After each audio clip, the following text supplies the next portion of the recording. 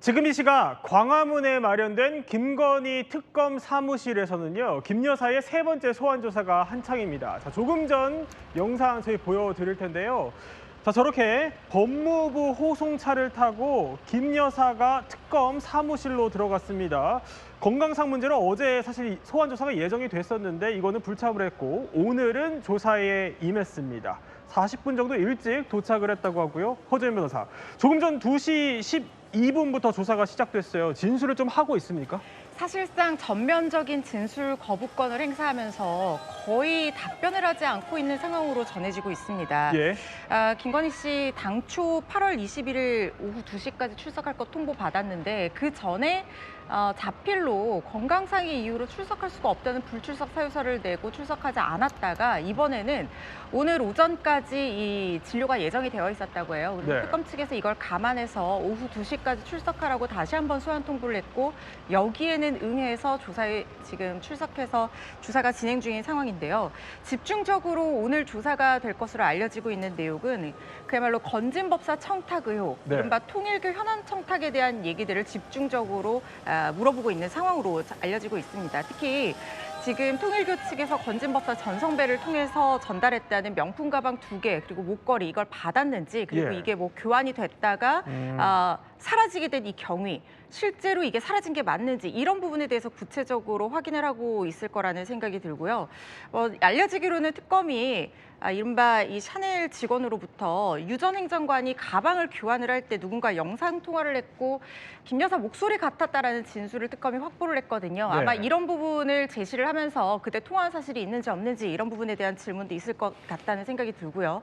통일교에서 국민의힘으로 흘러간 후원금이 지금 의심되고 있는 상황입니다. 이 정황에 대해서도 아는 것이 있는지 네. 물어볼 것이라는 생각이 듭니다. 특검 측에서 질문지를 100여 장 준비했다 이런 얘기도 들리던데요. 김건희 여사의 발목을 붙잡고 있는 건요, 명품 수수 의혹이죠.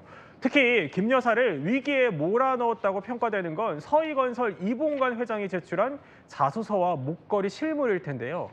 이런 가운데 윤석열 전 대통령의 멘토로 알려진 심평은 변호사는 김 여사가 옥중에서 이런 심경을 토로했다고 주장했습니다. 김 여사가 하는 말씀이 이봉관 회장이 정권과 손을 잡고 우리를 죽이려고 저렇게 하는 거겠지요. 그래서 저한테 무섭다.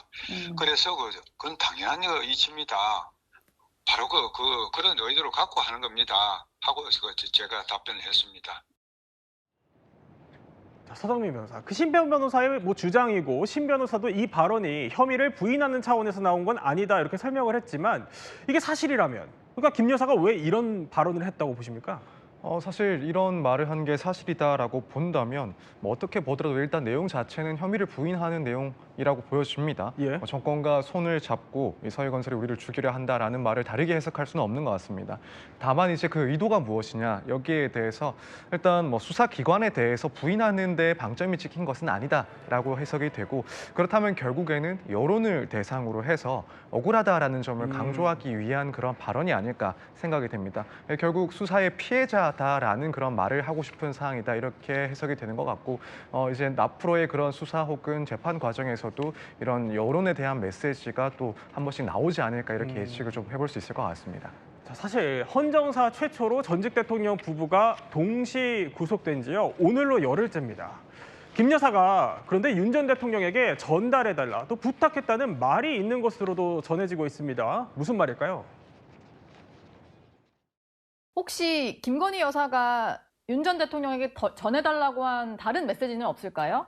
나는 어떻게 되더라도 남편은 끝까지 버텨서 살아남기를 바란다는 그런 말씀 그거는 전해야죠. 이뿐만이 아니라 그러니까 최근에 김건희 여사도 조사 도중에 변호인단에게 비슷한 말을 전한 것으로 전해지고 있습니다. 이렇게 내가 다시 남편하고 살 수 있을까? 윤 전 대통령과 다시 함께 살고 싶다. 이런 얘기들이 있었는데 자, 지금 이 심평 변호사가 전한 이 이야기까지 보면 이게 단순한 심경을 토로한 걸로 보세요? 아니면 건강 악화 호소의 연장선상일까요? 일단 이 발언의 진위 여부는 조금 확인할 필요는 있겠다는 생각은 들지만 예. 실제로 저런 말을 했다면 여러 가지 의도가 있을 것이다 이런 추측이 됩니다. 우선 원래도 우울증이 있었다라고 알려지고 있는데 저렇게 피의자가 구속이 된 상태에서는 굉장히 심경의 변화나 이런 것들을 크게 일으킬 가능성이 높고 네. 앞으로 처벌받을 가능성이 높다라는 생각이 들고 상황이 불리하게 돌아간다고 하면 당연히 저렇게 어떤 개인적인 회한 뭐 이런 여러 가지 기분들이 교차할 수 있다는 생각이 듭니다. 그런데 저 메시지 특히 내가 다시 남편하고 살 수 있을까 이거는 어쨌든 변호인단을 통해서 나온 메시지이기 때문에 조금 더 어떤 신빙성이 있는 메시지라는 생각은 드는데요. 이 예. 메시지를 듣는 대상이 저는 두 대상으로 특정을 해볼 수가 있지 않나 하는 생각이 듭니다. 첫 번째는 지지자들을 향한 메시지가 될 수 있죠. 네. 그러니까 지금 사실 법리적으로나 뭐 여러 가지 돌아가는 상황상 윤 전 대통령 부부가 여기서 무혐의가 나온다거나 완전히 형 처벌을 벗어나기는 상당히 어려운 상황이기 때문에 사실상 이거를 타개할 수 있는 어떤 정치적인 방법, 지지자들의 결집 이런 것들, 동정심 호소 이런 의도가 있을 수 있다는 생각이 들고요. 두 번째 대상은 윤석열 전 대통령이 될 수 있다는 생각이 듭니다. 지금 이 특히 청탁 관련해서는 김건희 여사가 지금 알선수재 의혹을 지금 혐의가 영장에 적시가 된 상태이기는 하지만 네. 특검 측에서 보다 더 겨냥하는 것은 결국에는 뇌물죄 혐의로 이 두 사람을 처벌하고 싶어 할 것이거든요. 근데 윤 전 대통령과 뇌물죄로 공범으로 처벌을 받으려면 윤석열 전 대통령의 진술이 사실상 굉장히 중요합니다. 윤 전 대통령과의 암묵적인 공모가 있었다는 것이 최소한은 입증이 돼야 되는 상황인데 윤 전 네. 대통령 지금까지는 입을 열고 있지 않은 상황인데요. 흔들림 없이 계속적인 어떤 결속력을 다지자라는 의미를 전하는 것으로도 해석할 수 있다는 생각이 들거든요. 진위 여부는 좀 지켜봐야겠습니다. 아니 그러면 자 특검 입장에서도 어쨌든 이 발언을 들었을 테고 알고 있을 테고 그러면 특검은 김 여사와 지금 윤석열 전 대통령을 뇌물 공범 관계가 있는지 없는지 이거를 지금 따져보고 있는 거잖아요. 서정미 변호사. 그러면 이런 말이 흘러나오는 걸 특검은 지금 어떻게 좀 판단할까요?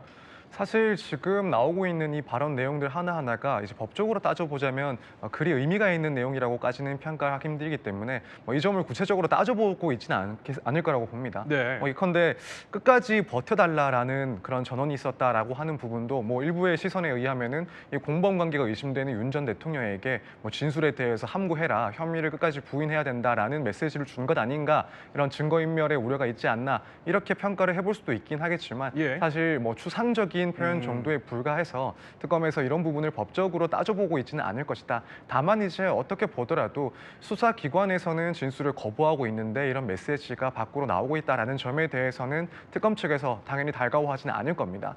거기다가 결국 이런 메시지가 나오는 이유를 생각해보자면 예. 적어도 이제 김건희 여사 측에서는 여론전이 상당히 중요하다라고 보고 있다는 걸 특검도 인지를 하고 있을 거고 그렇다면 특검 입장에서는 이런 여론에 휘둘리지 않게 객관적인 증거들 혹은 확실한 그런 증거들을 통해서 혐의를 입증해 나가겠다라는 점을 조금 더 신경 쓰지 않을까 이렇게 생각이 됩니다.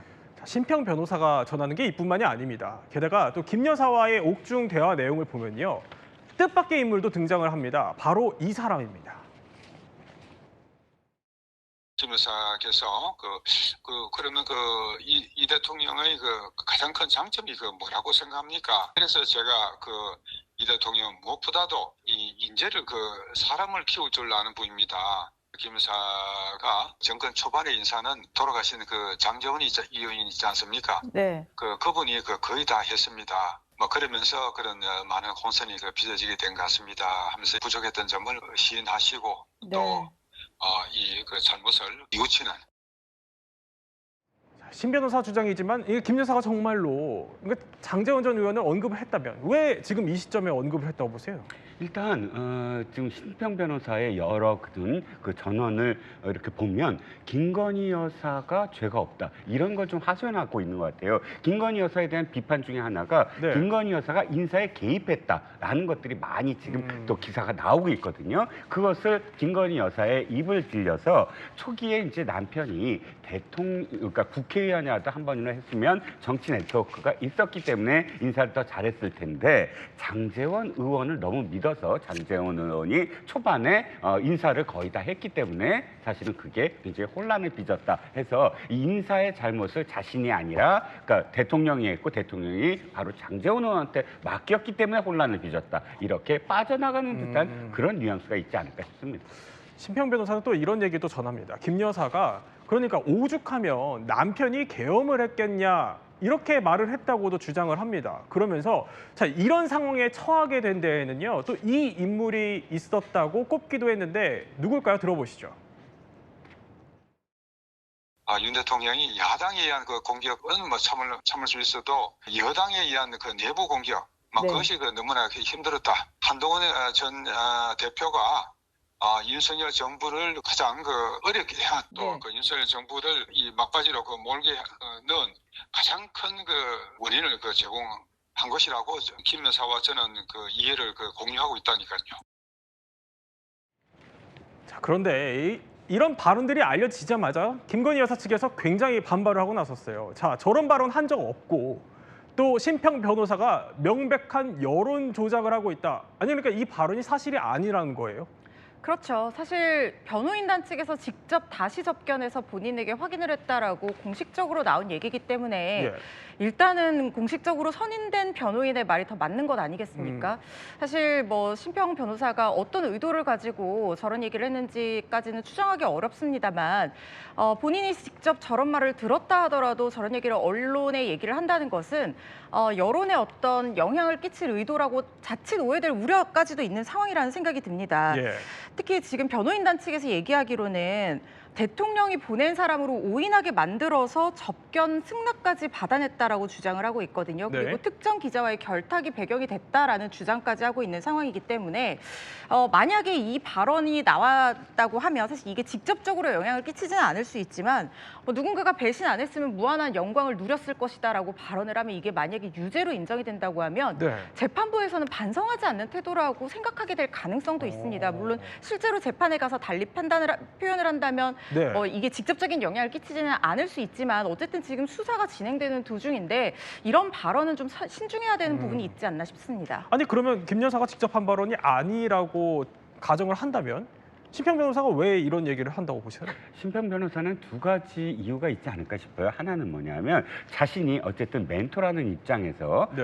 윤 대통령 부부에 대해서 좀 도와주고 싶은 어떤 발언이라고 스스로 생각을 해서 이렇게 발언을 했을 수도 있고, 두 번째는 아까 변호사께서도 말씀하셨지만 지금 심평 변호사가 생각하기를 윤 대통령 부부한테 필요한 건 사법적인 어떤 그런 이 다툼보다는 네. 지지자들을 계속 끊임없이 지속적으로 소구해서 지지자들로 하여금 흩어지지 않고 계속 윤 대통령 부부를 지지하게끔 해서 나중에라도 어떤 정치적인 어떤 그 결과로서 다시 뭐랄까 명예를 복구하는 길, 그게 도리어 낫지 않을까. 그래서 이런 표현들을 씀으로써 지지자들에게 한 번 더 이 윤 대통령 부부를 지지하게끔 만드는 어떤 요인, 뭐 촉발 요인을 만들고자 했음이 아닐까 싶습니다.